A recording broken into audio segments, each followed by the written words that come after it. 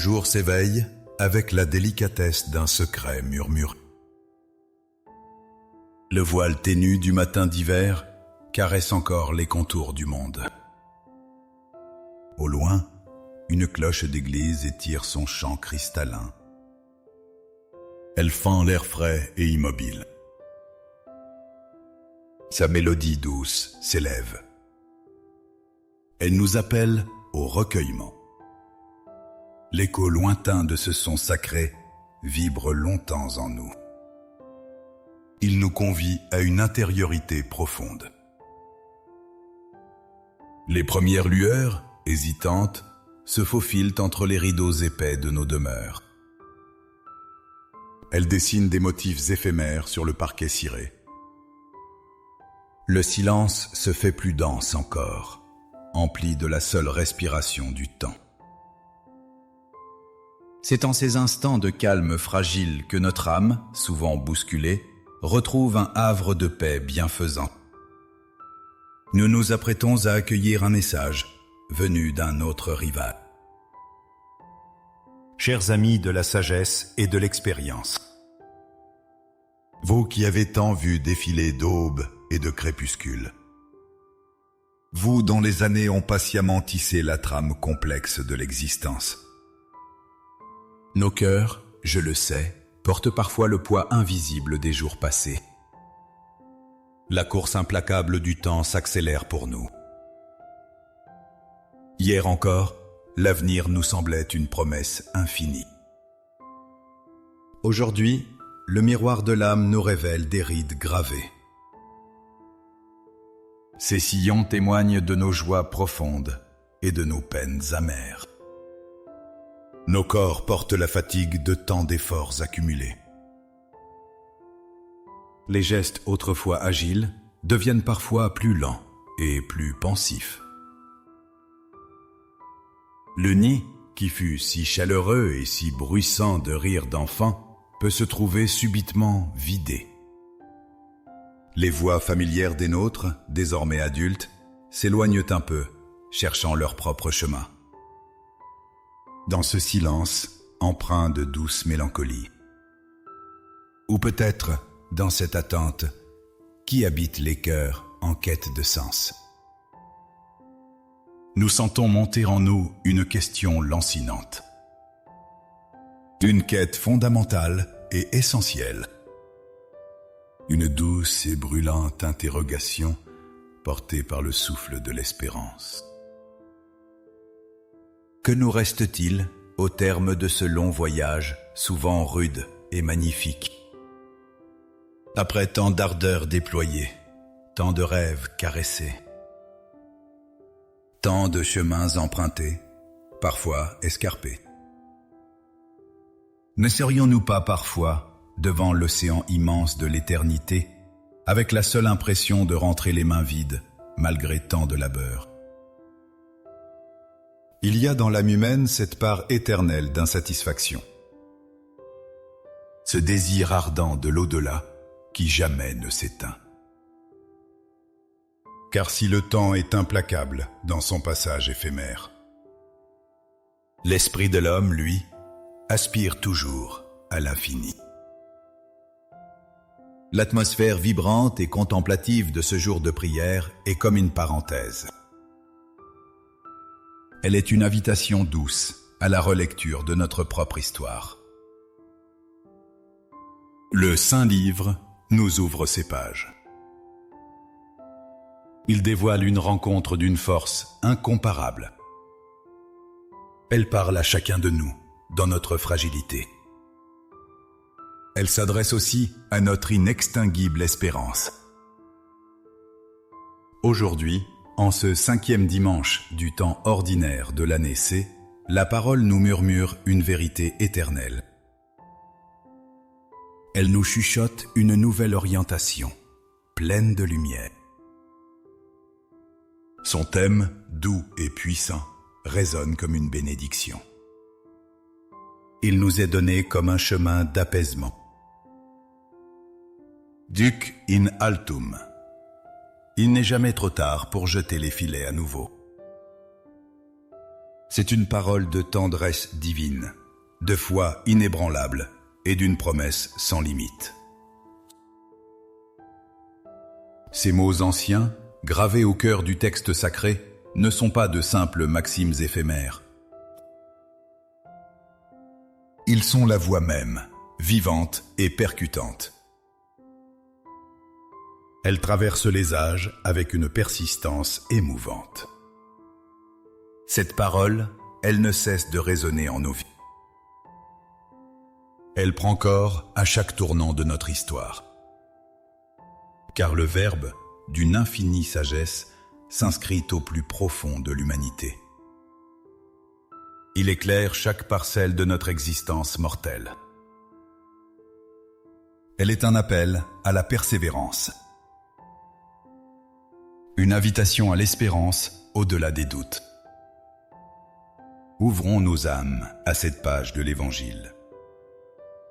Nous allons la contempler avec l'attention sereine d'un enfant écoutant une histoire merveilleuse. Elle se trouve au chapitre 5 de l'Évangile selon saint Luc. Il décrit l'instant poignant de l'appel des premiers disciples du Christ. Imaginons un instant le rivage, à l'aube naissante, près du lac de Génézareth. Un lac aux eaux limpides. Son miroir frémissant, encore troublé par les souffles légers de la nuit. Le vent caresse doucement les roseaux penchés. Leur bruissement murmure un son apaisant. Ils se font avec le léger clapotis des vaguelettes qui viennent mourir sur le sable humide. L'air est imprégné de cette fraîcheur poudrée. Elle est caractéristique des matinées près des grandes étendues d'eau. C'est l'aube d'un jour comme tant d'autres. Pourtant, celui-ci sera marqué du sceau de l'extraordinaire.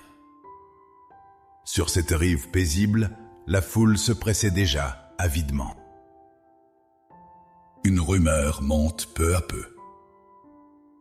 Elle annonce l'arrivée imminente de cet homme fascinant. Cet homme au regard doux, à la parole de feu.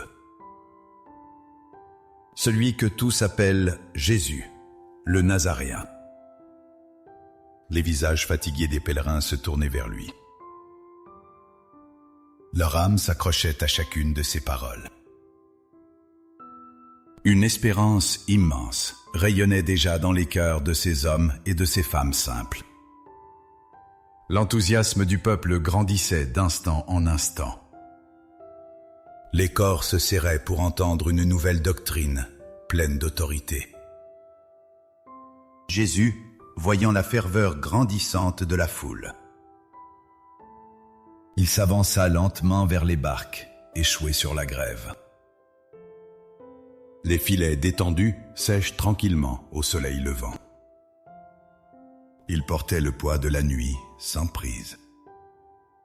2 de ces embarcations appartenaient aux compagnons de Pierre. Ils étaient en train de les rincer méticuleusement. C'était un geste répété 1000 fois par les mains expertes de ces hommes de la mer. Ils s'étaient lavés avec patience dans l'eau du lac. Un travail épuisant et ingrat. Leur regard témoigne encore d'une grande lassitude. Le maître posa un regard doux, d'une grande intensité sur Simon, dit Pierre. Ce pêcheur aux traits marqués par le labeur, le sommeil s'était échappé loin de lui. La déception cuisait au fond de son âme, simple et rude. Pourtant, Pierre accepta sans discuter. Son geste est une acceptation du mystère. Sa foi se fait confiance au milieu du doute. Dans ce contexte précis, la barque n'est pas qu'une simple embarcation de pêcheurs.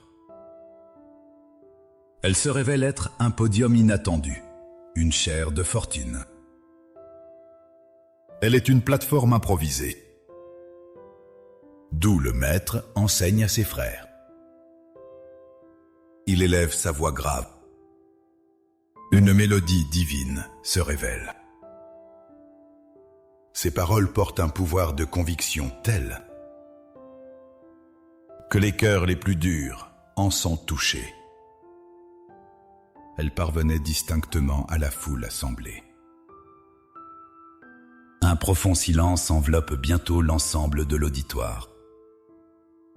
La vérité se répandait, limpide, et chaque âme recevait cette semence divine. Cette parole semée avec une douce obstination. Le divin sémit, qui fera bientôt germer des vies. Ensuite, au cœur même de ce moment de grâce ineffable, le Christ s'adresse à Pierre. Une requête humble, presque banale. « Avance au large, lui dit-il, et jetez vos filets pour la pêche. » Ah, chers frères et sœurs, il faut s'arrêter ici, au pied de ces paroles. Comprendre toute la dimension pleine d'espérance de ce message puissant. Saisir l'humiliation profonde qu'un tel ordre pouvait susciter en Pierre. Ce dernier venait de passer une nuit entière. Il n'avait pas vu l'ombre du moindre poisson frémir dans l'eau. Une nuit blanche. Une nuit d'épuisement, de patience et de vaines tentatives. Chaque lancer du filet avait été une attente déçue. Chaque remontée était une constatation amère d'échec. Sa déception était immense.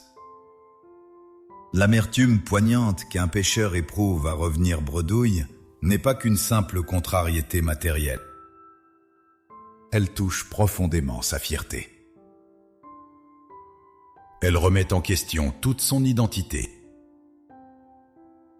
Ses mains sont calleuses. Elles sont habituées aux cordes et au tangage de la mer. Le poids du filet vide alourdit aussi son âme simple.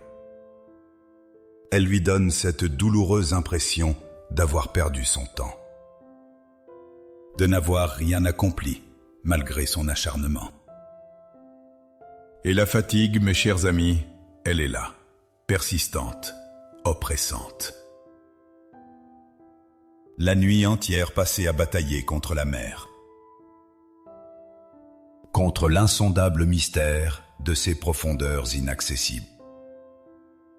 Ses yeux lui piquaient de sommeil, les paupières se faisaient lourdes. Son dos lui faisait mal, noué par le froid de l'aube. Il rêvait alors du repos douillet de sa couche. C'est alors, avec un soupir sans doute, avec une lueur de doute dans les yeux, mais aussi avec une obéissance inouïe, avec une confiance immense et le respect que cet homme du fleuve avait pour le maître, qu'il répondit cette phrase que nous devons graver à jamais au plus profond de nos cœurs. « Maître, nous avons peiné toute la nuit, et nous n'avons rien pris. Mais, sur ta parole, je vais jeter les filets. » Ici se niche le grand mystère de notre foi, de notre confiance. La clé de toute espérance chrétienne. L'audace du verbe et de l'humilité. Une parole si souvent prononcée. Elle reste pourtant si énigmatique. Un geste posé en pure confiance et humilité profonde. Une audace qui se fit prière. Une audace qui fut acceptation pleine. La force est née du doute.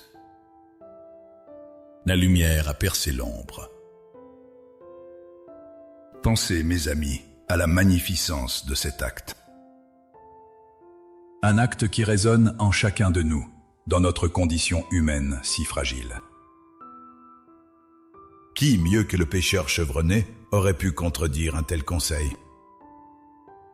Ses années d'expérience, son savoir, son intuition propre. Ses connaissances du lac, des vents et de ses mouvements subtils. Tout cela lui hurlait que c'était insensé. Tout cela lui criait que le moment était déjà passé. Il lui semblait évident qu'à cette heure tardive, après tant d'échecs, la pêche serait vaine. Mais une force étrange, émanant du Christ, apaisa ses doutes. Elle souleva l'âme de Pierre au-dessus de sa lassitude. Elle le poussa vers une nouvelle perspective. Il choisit de croire plutôt que de savoir. D'obéir plutôt que de rationaliser. Le doute laisse sa place à la confiance absolue. Ils repoussèrent la barque. Avec une énergie nouvelle, il faut le dire. Puis, ils lancèrent le filet. La lourdeur inattendue de ce dernier les frappa instantanément. Un grand et doux silence tomba sur le bateau. Des bruits de poissons agités. Le bruissement inouï de l'eau vive qui battait avec un son assourdissant contre le filet. C'était bien plus que la promesse d'une bonne pêche. C'était l'assurance que Dieu était là. La quantité de poissons fut si énorme qu'elle remplit les filets à les rompre. Ils furent contraints d'appeler d'autres barques à l'aide. 2 barques bientôt s'emplirent si pleinement. Elles frôlaient la limite. Elles s'enfonçaient dans l'onde frémissante, menaçant de sombrer avec cette immense prise. Pierre stupéfait devant ce prodige insensé. Devant cette richesse imprévue, il tomba aux genoux de Jésus. La conscience vive de son indignité lui perça le cœur. « Éloigne-toi de moi, Seigneur, car je suis un homme pécheur », s'écria-t-il, l'âme chamboulée. Un sentiment puissant d'humilité. Il le frappe alors de toute sa force. Ses certitudes passées venaient de vaciller en quelques minutes. La grâce, souvent, nous déstabilise de cette façon. Elle vient rompre notre confiance inouïe en nos propres forces. Elle se pose en maître absolu et souverain. Alors Jésus le rassura, lui révélant son véritable dessein. « Sois sans crainte, Simon, Pierre, lui dit-il. Désormais, ce sont des hommes que tu pêcheras. » L'appel retentit alors, majestueux. Ce fut un véritable appel à une nouvelle vocation. Il bouleversait le cours d'une vie si parfaitement tracée. Cette parole transforma non seulement les hommes, mais aussi leur vision du monde. Le Christ n'était pas venu juste pour une pêche fructueuse. Il était venu pêcher les âmes égarées, ramener à lui les cœurs troublés. Les hommes écoutaient ses paroles d'une infinie sagesse. C'est en ce moment précis que ces hommes simples, pêcheurs rudes, d'une foi chancelante, simples, laborieux, ayant des existences bien rangées, ayant des épouses, des familles, se sont vus changer le cours de leur existence pour suivre l'appel. Ils laissèrent tout, leur vie laborieuse, leur filet, leurs proches, leurs amis, leurs rêves, leur espérance, leur futur,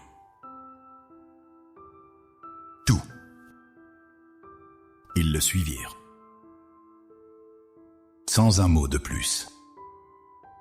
Sans aucun doute, mis à termement. Un chemin se traça vers l'inconnu, plein de foi. Ils allèrent vers l'horizon. Ils allaient pêcher les cœurs des hommes pour le Maître éternel, pour le royaume des cieux. Dans cette riche tapisserie narrative de la parole de Dieu,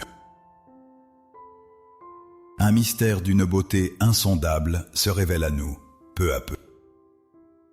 C'est celui du regard divin qui se pose sur notre humanité blessée, sur notre finitude, notre épuisement profond. Il y a un contraste frappant, mes amis, entre le tableau initial, sombre, des pêcheurs à la peine. Pierre et ses compagnons luttent sans relâche contre la mer hostile. Ils déploient une force surhumaine pour un but dérisoire. Et le tableau final, irradiant de lumière. Les filets sont remplis, éclatant de vie nouvelle. L'opulence de la pêche est débordante, et elle est la manifestation d'une grâce infinie. Une intervention divine transforme un échec en une réussite éclatante.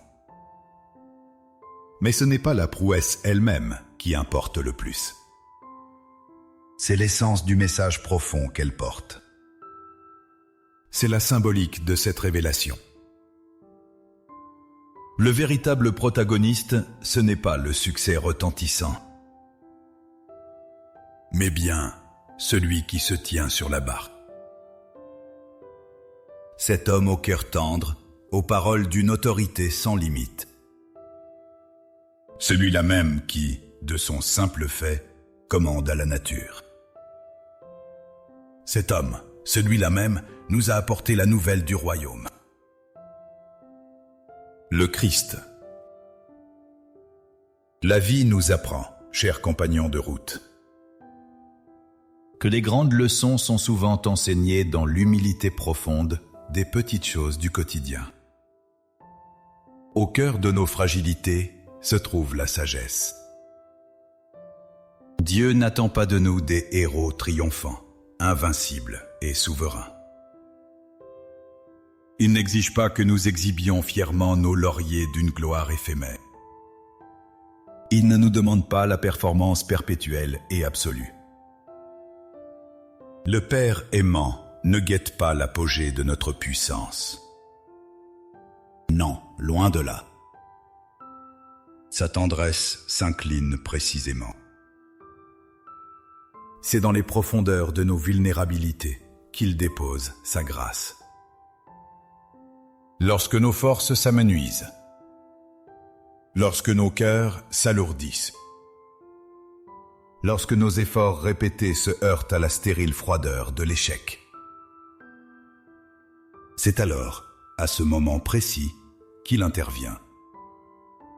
La porte s'ouvre et nous entreapercevons une aurore nouvelle. Le murmure du divin résonne plus clairement. Car c'est souvent quand nous sommes le plus à bout, le plus main vide, le plus découragé, que l'Éternel fait sa place. Il y construit sa cathédrale en nos cœurs.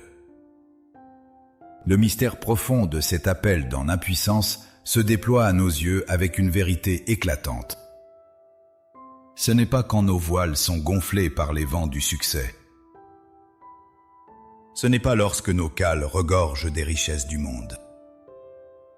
Ce n'est pas quand nos agendas débordent de reconnaissance humaine. Mais c'est quand la tempête semble avoir tout dévasté. Lorsque la nuit s'est avérée inféconde et obscure. C'est lorsque nos projets s'écroulent avec le bruissement de feuilles sèches. Que le Seigneur choisit de monter à bord de la barque de nos existences fragiles. Son pas léger et apaisant sur le pont instable du navire. Son regard de paix sur l'agitation des flots. Il ne cherche pas l'éclat illusoire de nos victoires éphémères. Mais il veut éclairer les sombres recoins de notre humble misère. Notre Dieu n'est pas le juge impitoyable de nos défaillances répétées. Celui-là même que l'enfance, parfois, nous a présenté sous un jour austère. Il n'est pas celui qui nous renvoie sans cesse à nos lacunes inouïes. Le Seigneur est l'ami fidèle.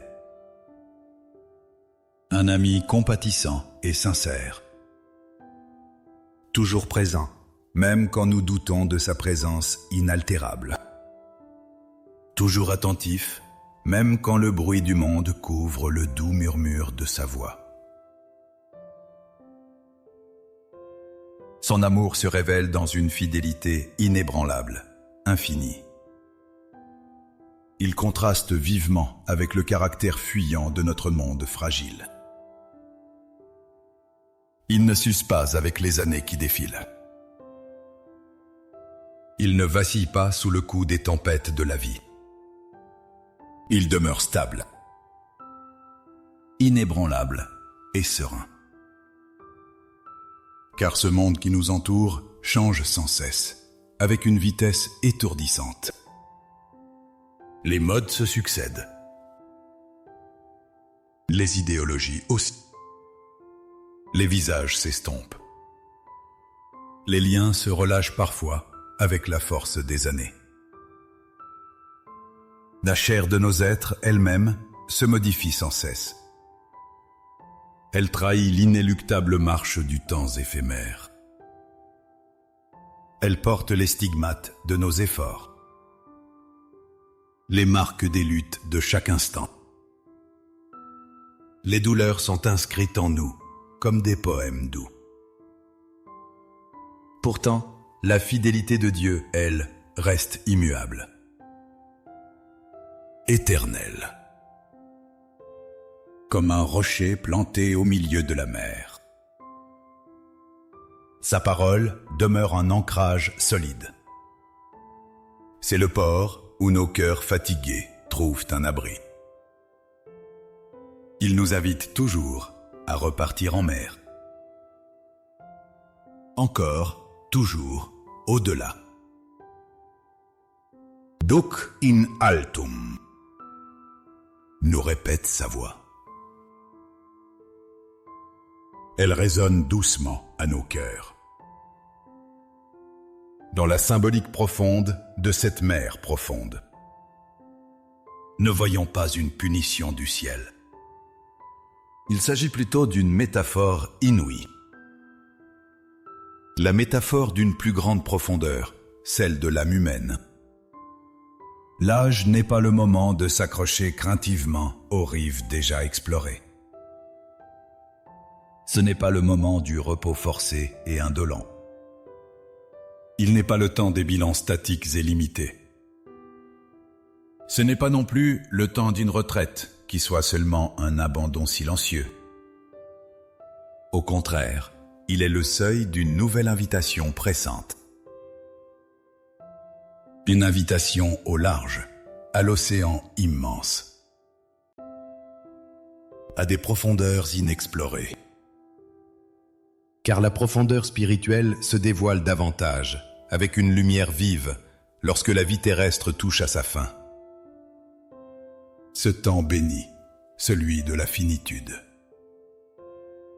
N'est-il pas propice à une écoute plus attentive des mystères? Une conscience nouvelle des enjeux de l'existence? À l'épanouissement serein de la sagesse éternelle? La beauté ineffable du regard de Dieu se lie dans sa capacité infinie à nous renouveler. Peu importe l'âge des corps, peu importe les blessures et les regrets de l'âme. Pour lui, l'âme demeure jeune, éternelle et belle.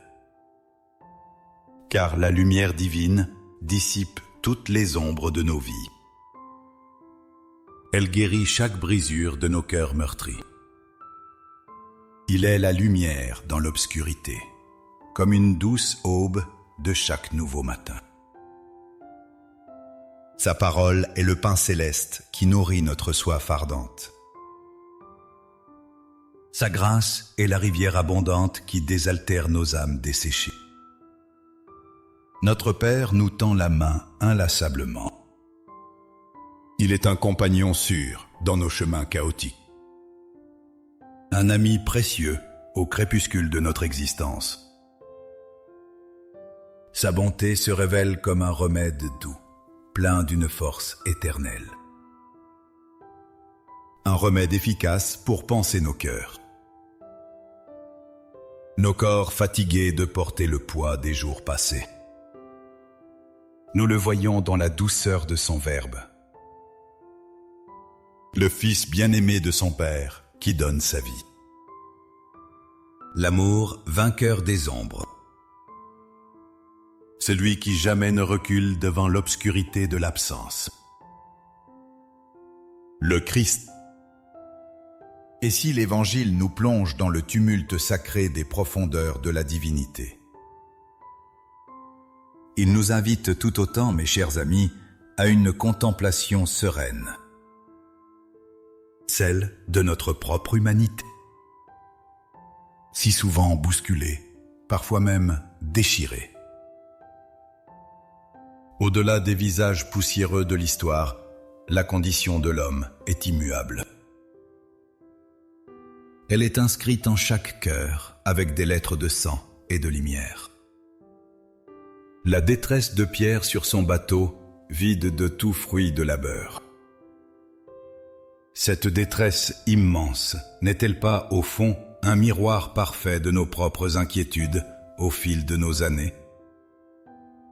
Ce vide des mains après une nuit entière de labeur, cette expression ancienne, elle n'est pas seulement celle d'un simple pêcheur égaré. Elle se révèle la métaphore inouïe des nuits de nos propres âmes. Des échecs, des douleurs silencieuses et immenses, du découragement et de la tristesse. Imaginez l'état d'esprit de Simon, le rude pêcheur de Képharnaüm.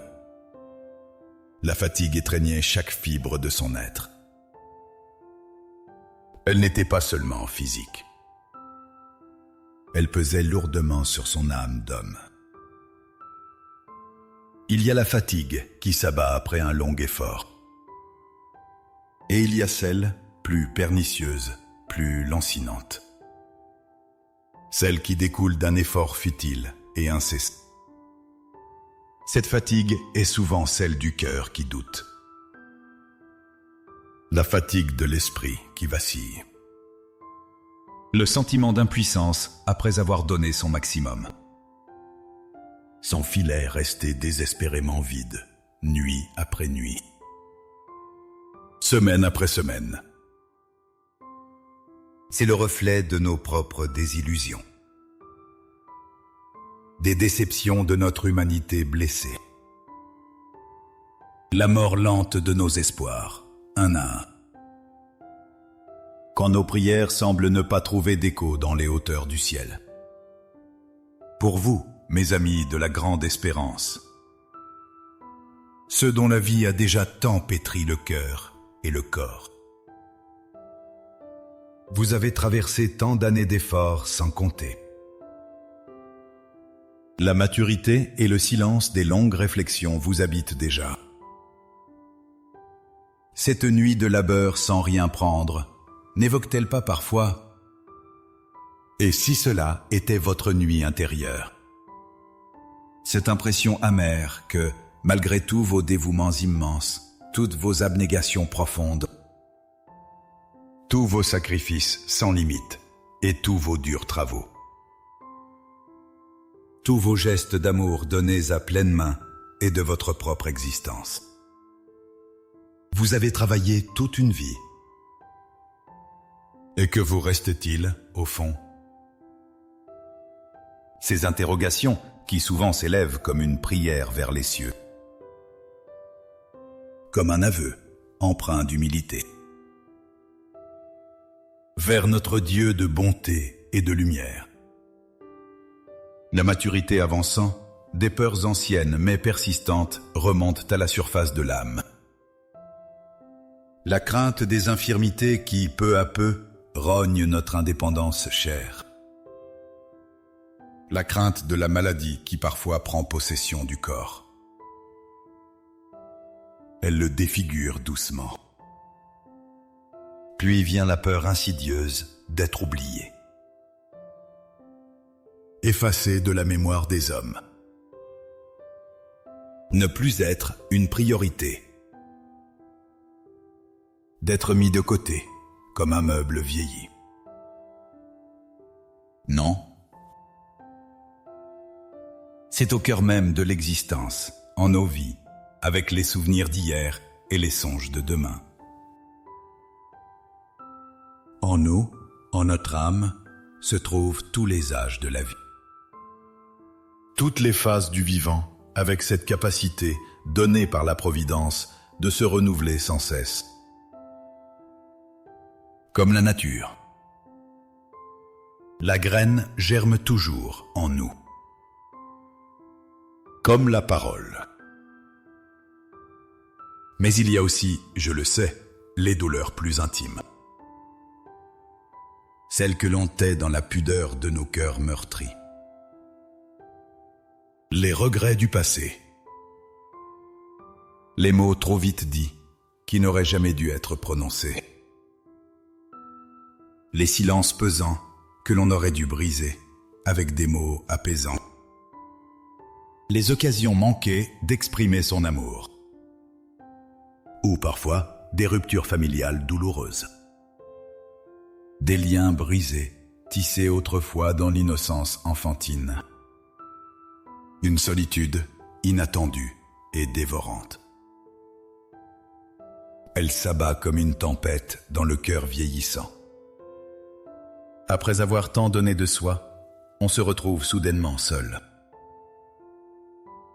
Démuni, triste. Avec ce sentiment profond de déréliction. C'est à vous tous, mes frères, mes sœurs, que Jésus s'adresse aujourd'hui. D'une voix claire, douce et pure. Dans le fracas des doutes. Dans les remous de nos désespoirs profonds. Chers cœurs abattus par le temps qui file. Ô vous dont le chemin semble jonché de tristesse. Ô vous qui vous sentez oubliés, inutiles ou dépassés par la vague déferlante du monde moderne. Ne croyez pas un seul instant. Ne pensez pas d'une seule minute. Que Dieu se désintéresse de vos peines inouïes. Ou qu'il reste indifférent à vos cris muets au fond de votre âme. Il connaît votre fatigue profonde, persistante et inouïe. La fatigue de l'être entier. Plus encore, il connaît toutes vos nuits blanches. Les longues heures passées à tourner et à retourner dans l'ombre les regrets du passé. Ces inquiétudes profondes. Ce questionnement sans réponse sur l'avenir. Le silence du cœur, en sa fragilité infinie, lui parle sans mots. Il l'entend avec une attention amoureuse, empreinte de bonté. Il vous voit, je le sais, dans ces moments d'intense fragilité humaine. Quand les larmes montent, et qu'une tristesse inexplicable s'installe. Sans raison apparente, sans cause définie. Ou quand la pensée de la mort, cette visiteuse silencieuse. Quand elle se fait plus présente, avec une insistance nouvelle, au crépuscule des âges. Elle n'est plus, cette mort, une perspective lointaine et inouïe. Elle se fait plus pressante, comme le souffle du temps. Dieu ne juge pas votre découragement, bien-aimé de son cœur tendre. Il n'interroge pas votre lenteur, la sienne est éternelle. Non, sa miséricorde infinie l'appelle. C'est votre humanité même, celle de l'homme qu'il a faite de sa main. La détresse d'être homme et de souffrir l'appelle à l'amour.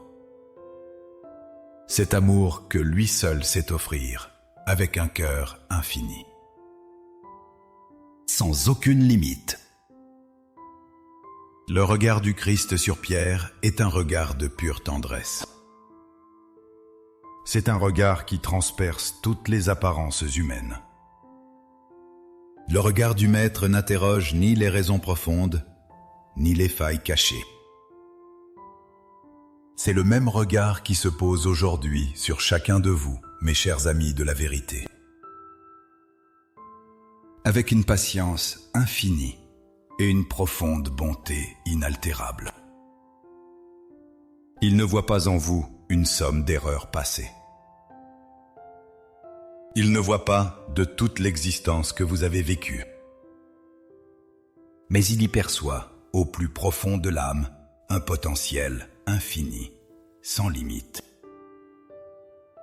Une promesse d'amour immense, toujours et encore possible. Un large inexploré de l'âme. Toujours et encore à jeter des filets. Jusqu'à son dernier souffle. Duc in altum, aller plus loin, à l'âme la plus intime de l'être humain. Jusqu'à l'essence du Verbe. Cette parole, pleine de vie et de lumière, se révèle donc comme un véritable baume de guérison. Pour tous ces mots profonds. Tous les mots non dits qui ont trop longtemps habité nos cœurs solitaires. Pour chaque blessure ancienne qui n'a pas été entièrement cicatrisée. Pour le poids des remords. Des souvenirs blessants et lourds qui nous tiraillent le cœur et le corps. Elle est une source fraîche d'espérance, vive et lumineuse. La lumière jaillit de l'Éternel. C'est un appel inconditionnel à un renouveau spirituel incessant. Sans juger, le Christ comprend. Il étreint nos peurs. Il console nos âmes attristées par le poids des jours qui filent, indéfiniment. Il ne nous demande pas, en ces moments d'abandon divin, de nous transformer du jour au lendemain en géants de la foi. Ce n'est pas le projet de l'amour éternel. Il nous demande seulement d'imiter Simon-Pierre. Un geste d'obéissance au-delà de toute raison. Au-delà de toute connaissance passée et expérimentée. C'est un acte simple et de pleine confiance, humble et entière. Un simple oui, même hésitant, à sa parole pleine de vie. Car c'est souvent au moment où l'on se sent le plus petit. Quand on est au plus humble dans la connaissance de soi et du Créateur. Le plus incapable, le plus insignifiant. C'est à ce moment-là que l'esprit peut agir avec une force inédite. Transformer nos misères en merveilles et la joie. Une joie pure, une joie absolue. Ce n'est pas la force humaine qui triomphe, mais la force, l'amour du divin qui illumine. Il transforme toute vie et donne sens à nos pas pour l'éternel. À travers l'étoffe tissée des âges. En avançant dans cette méditation profonde et lumineuse. Il est réconfortant, je le sais, de tourner nos regards vers ceux qui, avant nous, ont osé jeter les filets à nouveau. C'est témoin d'une lumière pure, d'une grâce absolue. Des exemples de vie bouleversés. Ce ne sont pas des héros intouchables gravés dans le marbre de l'histoire sacrée, mais des êtres de chair et de sang, d'os et de cris, d'espérance et doute profond, de force et de peur. À l'image de Simon-Pierre, dans leur fragilité humaine et par la grâce de Dieu seul. Ils ont répondu avec leur propre vie d'un grand oui. Humble et absolu, sincère et vrai. À un appel divin qui transforma leur être. C'est au cœur de cette quête de sens que nous rencontrons l'histoire d'une femme d'exception. Une âme admirablement complexe et ardente, Sainte Marie de l'Incarnation. Son existence, souvent ignorée dans sa richesse infinie. Elle résonne pourtant à travers les siècles. Elle nous interpelle dans son Grand-Duc in altum. Un vrai aller au large qui transcende les âges et les espaces du monde entier. Marie Guyard, connue en religion sous le nom de Sœur Marie de l'Incarnation. Elle a vu le jour au creuset de la Touraine. C'est à Tours que tout a commencé. C'est là, dans cette province où l'air semble respirer l'histoire elle-même, en 1599. Une vie qu'elle vécut déjà intensément avant son entrée au Carmel. Elle ne fut pas exempte d'épreuves inouïes. Une destinée bien plus commune et profane qu'on ne pourrait l'imaginer. Une vie faite d'espoir. Et puis, de peine et de désillusions intenses. En dépit des premières réticences paternelles, elle a eu cette chance. Épousée très jeune, selon la coutume de l'époque. Son union est de son temps, normale et sacrée. Puis, jeune mère, à 18 ans à peine. La maternité la comble. Elle expérimenta la joie de la vie nouvelle, pleine d'amour. La vie terrestre s'ouvrait à elle avec ses défis et ses bénédictions. Mais la tragédie, cette sournoise visiteuse, vint frapper à sa porte, avec la force terrible de l'événement brutal. Quelques années plus tard, le voile des doutes enveloppa le destin. Son mari bien-aimé mourut prématurément. Une douleur immense l'étreignit avec cette mort subite et violente. Elle se retrouve alors veuve, au tout début de l'âge adulte. En ses mains fragiles, la charge d'un enfant en bas âge. Le destin des humbles. Elle dut affronter la rude réalité de la vie en cette fin de XVIe siècle, pleine d'une grande misère. Pour une femme sans ressources immédiates, la subsistance et l'éducation d'un enfant étaient une tâche herculéenne, très exigeante. Tel un naufragé, délesté de ses amours humaines. Tel Simon-Pierre après sa nuit stérile. Le chagrin accable. Le désarroi est infini. Le sentiment de vacillement absolu envahit toute l'âme et le corps. De l'insupportable incertitude du lendemain, sans lumière ni espoir apparent. La barque de sa vie, secouée par les vagues de la détresse, paraissait s'échouer sans force, à jamais. Et les filets de son existence semblaient bien vides. C'est au sein de cette solitude profonde, incommensurable, de ce sentiment immense d'échec humain, presque irréversible, que la providence divine lui jeta doucement une encre nouvelle.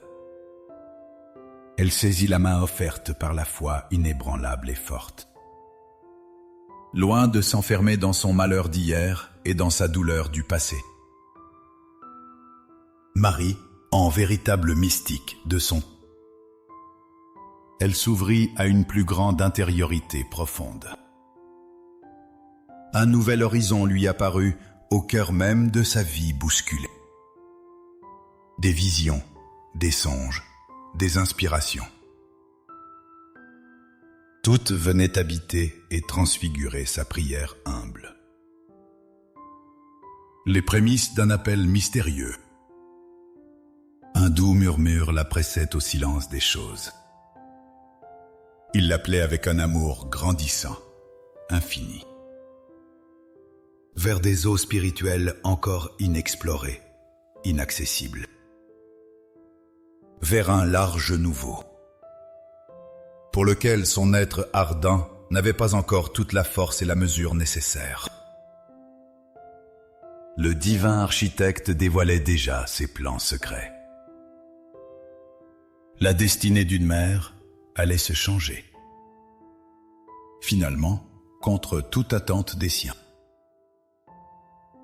Avec un déchirement intense du cœur maternel.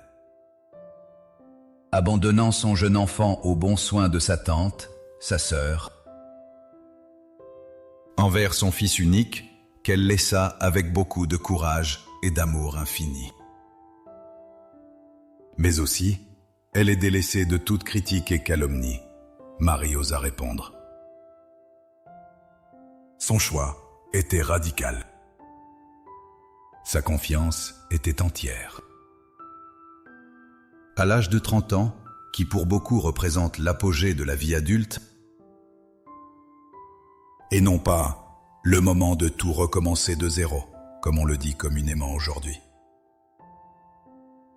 Après tant d'épreuves subies et d'amour à donner, après tant de silence et de murmures inaudibles dans les méandres de l'âme, elle intégra l'ordre des Ursulines.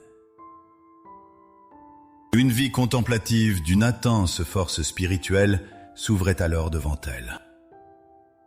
Les portes d'un renouveau de l'être s'ouvraient à son cœur tendre et aimant. Mais le plus grand duc Inaltum l'attendait encore.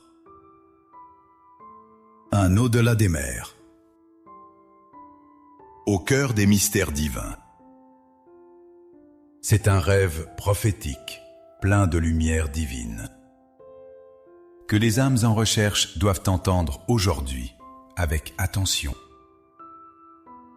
Qu'il faut se donner la permission, enfin, d'écouter et d'entendre avec un cœur aimant et de paix. Cette invitation à traverser un océan orageux pour atteindre des terres sauvages nouvelles, pleines d'espérance. Mais aussi de promesses et d'obstacles inconnus. Ce rêve, comme la force inaltérable des symboles de notre imaginaire, devient une vision prophétique, et prophétique de la vie, pour Marie de l'Incarnation. Son âme fut submergée, envahie par la clarté. Cette destination ultime n'était autre que la Nouvelle-France, une contrée lointaine. Un monde aux confins de la civilisation, avec des défis colossaux et multiples. On l'appelait aussi la grande terre d'espérance des chrétiens. Mais cette terre portait la croix. Il n'y était nullement question d'un paisible monastère sur les rives apaisées de la Loire, mais de terres lointaines, inhospitalières et rudes. C'était un départ radical et définitif. Une audace qui bouleversa toute l'époque. Sainte Marie de l'Incarnation devint alors une véritable figure spirituelle et maternelle. Un véritable phare dans l'obscurité, comme le bon pasteur du psaume. Elle s'éleva, d'abord au Québec, tel un roseau penché qui fait front. Elle déplaça des montagnes, de prières, de force, d'amitié, de joie. Elle consacra la seconde partie de sa vie à l'évangélisation. Avec une joie intérieure, intense et profonde.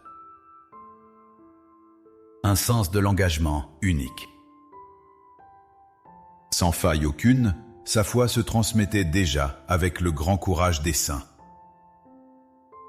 En effet, elle n'avait peur de rien. En l'espace de 33 ans, elle accomplit l'œuvre prodigieuse d'établir et de diriger le premier monastère d'Ursulines dans toute l'Amérique du Nord. En cela, elle réalisa des prodiges de sainteté pour les siens et la communauté chrétienne.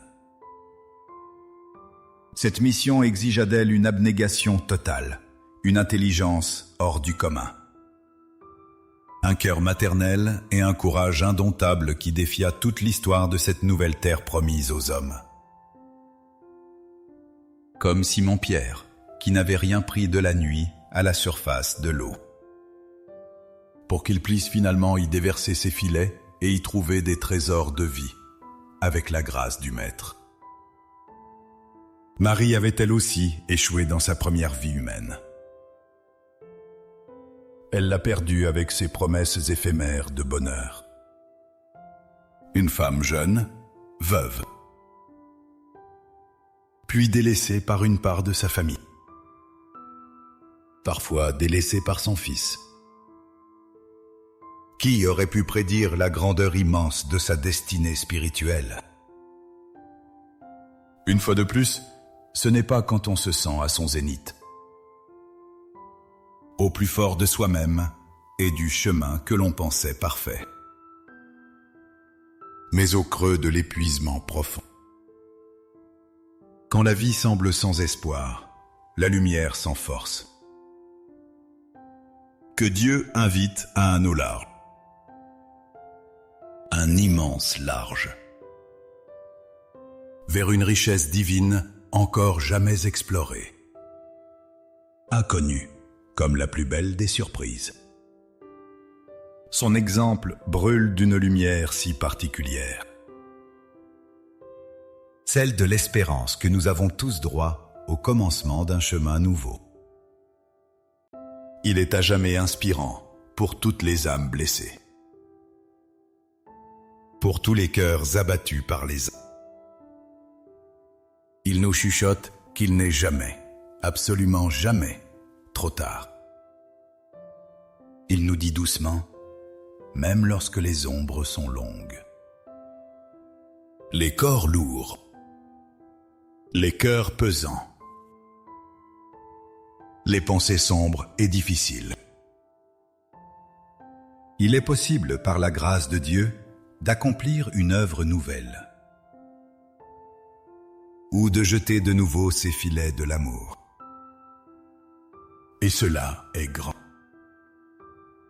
étonnant. C'est toujours au cœur des départs de nos vies que se trouve la possibilité d'un retour aux grâces profondes de la confiance et d'une nouvelle foi ardente. Il y a un autre possible dans nos existences. Il ne tient qu'à vous, et vous êtes le maître, de vous ouvrir à une promesse d'éternité. La promesse infinie de sa parole divine, pleine de bonté. De sa promesse inouïe, éternelle et divine. Et voici que nous parvenons. Mes chers frères, à l'heure propice où les murmures intérieurs, ces sons infimes de nos cœurs blessés et fatigués se font prière. L'heure divine où nos souffles se font communion. Ce n'est point un bref credo qui conclura ce chemin, ni une formule apprise par le verbe de la tradition orale. Non, il s'agit plutôt d'un espace offert à nos cœurs d'hommes. C'est un don qui se révèle. Un mouvement profond de l'âme et du corps. Comme une mélodie, il faut la laisser se déployer doucement en nous. Ce moment est un temps sacré. Un don pur, un chemin sacré vers le Maître, une prière de pure confiance. Asseyons-nous là où nous sommes, sans hâte aucune. Laissez vos épaules se relâcher délicatement. Détendons nos mains pour y sentir ce lourd poids qui parfois nous assujettit sans qu'on y pense. Et que nous gardons sur nous et en nous. Fermons les yeux. Juste un instant. Si vous le souhaitez, simplement pour éloigner le bruissement incessant du monde. Inspirons profondément. L'air frais qui gonfle nos poumons. Sentons cet air pur. Cette caresse délicate qui s'offre à nous. Accueillons-la comme un don. Puis, expirons doucement, lentement. Et que s'enfuit chaque parcelle de tension avec la force de la lenteur. De chaque regret enfoui. Que s'envole ce souvenir qui brûle et nous accable. De cette crainte secrète qui nous ronge sans fin. L'expiration comme une libération pure. Et de chaque incertitude que le chemin de demain fera germer en nos vies. Que ce souffle pur emporte chaque doute dans la quiétude absolue du ciel. Chaque peine immense s'en ira au vent, au rythme même de notre souffle. Puis le souffle de nos êtres devient prière de l'âme. Devenons un avec le vivant, en ce silence bienveillant et apaisant. Permettons à cette parole que nous avons accueillie avec tant de grâce. Permettons à cette écriture sainte. Elle se doit d'habiter les tréfonds de notre être fragile, de nos corps de vie. Cette parole que nous avons accueillie, cette bonne nouvelle, elle n'est point restée lettre morte. Non, elle est devenue vivante et brûlante en nos cœurs. Elle doit éclairer chaque coin de nos existences bousculées. Le Christ, doux Sauveur. Lui dont l'Évangile nous montre qu'il choisit les mains vides. Et il aime ce vide, où lui seul peut se nicher, pour l'éternité. Il préfère les âmes fatiguées, les âmes en mal d'amour, pour les emplir de sa grâce immense, immense, divine et généreuse. Laissez-le monter, doucement, sans bruit, en paix, avec force, sur votre barque de vie. Que son amour apaise la tempête profonde de vos doutes et vos regrets, car il vient avec cette infinie tendresse. Lui qui connaît notre intériorité, lui qui nous lie au fond de nos cœurs sans rien omettre. Sans nous juger jamais, le seul juge de tout vivant est amour. Le seul juge est celui dont la miséricorde est grande. Lui seul est ce Dieu d'une pure miséricorde. Adressez-lui dans la plus parfaite simplicité du cœur, avec des mots choisis de silence, doux. Avec ces pensées simples et sincères qui naissent au creux de votre âme. Sans artifice, ni mots grandiloquents. Votre tristesse cachée et intime. votre déception du monde d'hier. Ce fardeau lourd que vous portez, souvent depuis si longtemps. Offrez-lui ces moments de fragilité. Votre nostalgie profonde pour le temps déjà passé, irréversiblement. Que le Christ fasse toute lumière sur ces ombres du cœur pour y porter la lumière de la grâce. L'amour infini que Dieu seul donne avec générosité infinie. Pour tous. Pour nous, ici, aujourd'hui. Pour le bonheur de demain et le réconfort du ciel. Car Dieu ne désire de nous rien d'autre. Rien d'absolument impossible ou d'impossible en ce monde. Que la vérité d'un cœur offert, d'une volonté abandonnée avec amour, d'une espérance retrouvée avec une ferveur douce. Il n'est jamais trop tard pour aimer à nouveau. Il n'est jamais trop tard pour pardonner pleinement. À soi d'abord. Aux autres ensuite, avec la tendresse du cœur et la bienveillance des mots. Il n'est jamais trop tard pour commencer ce nouveau passe-temps qui nous fait envie. Il n'est jamais trop tard pour approfondir une nouvelle et juste prière. Pour renouer une amitié sincère. Et une paix retrouvée avec son être, son passé et ses ancêtres. Avec la force et la joie de la vie en abondance. Car Dieu seul aime en vous. L'enfant éternel, pour lequel le futur n'a pas de limite et que la mort n'aura jamais. Le Fils d'une grâce immense, toujours au cœur de l'homme. Avec cette foi nouvelle, infinie, humble.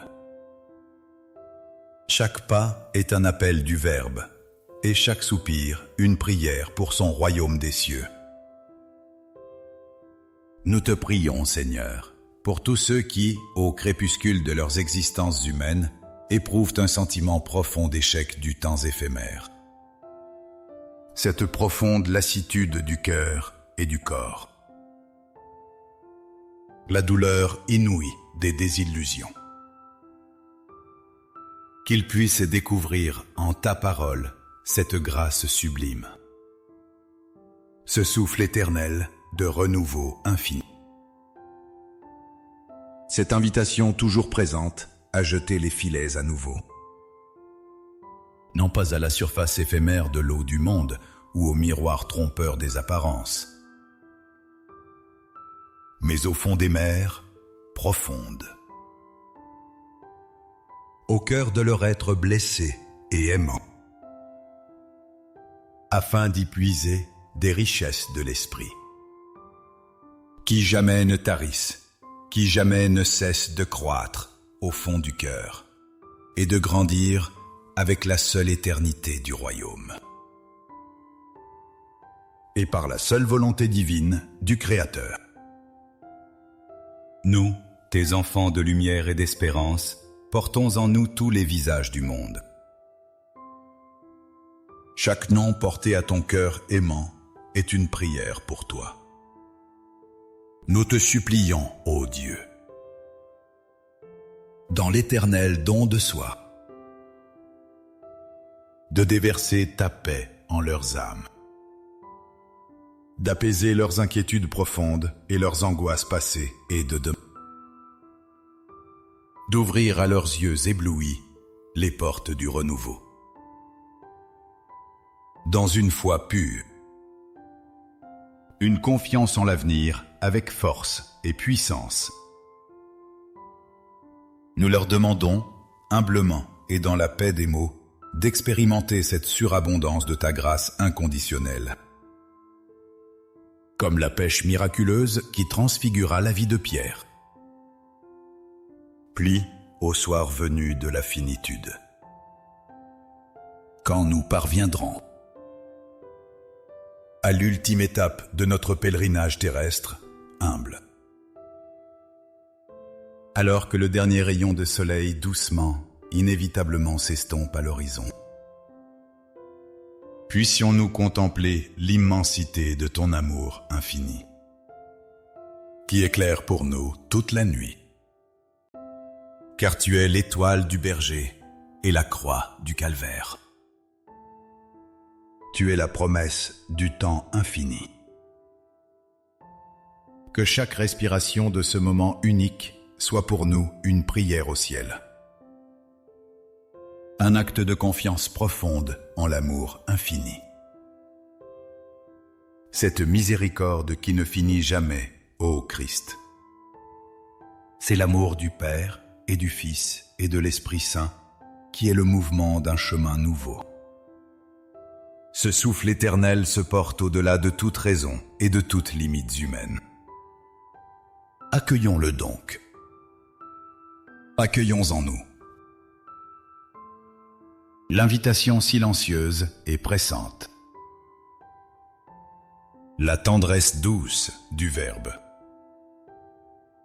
au renouvellement de toute existence sans aucun frein ni aucune limite. C'est la voie du Père et c'est notre chemin. Et en terminant ces moments d'intériorité partagée, comme un écho lointain de tous les saints, ceux dont les âmes se sont offertes à cette grandeur infinie, à cette confiance absolue. Nous joignons nos voix à l'unique prière.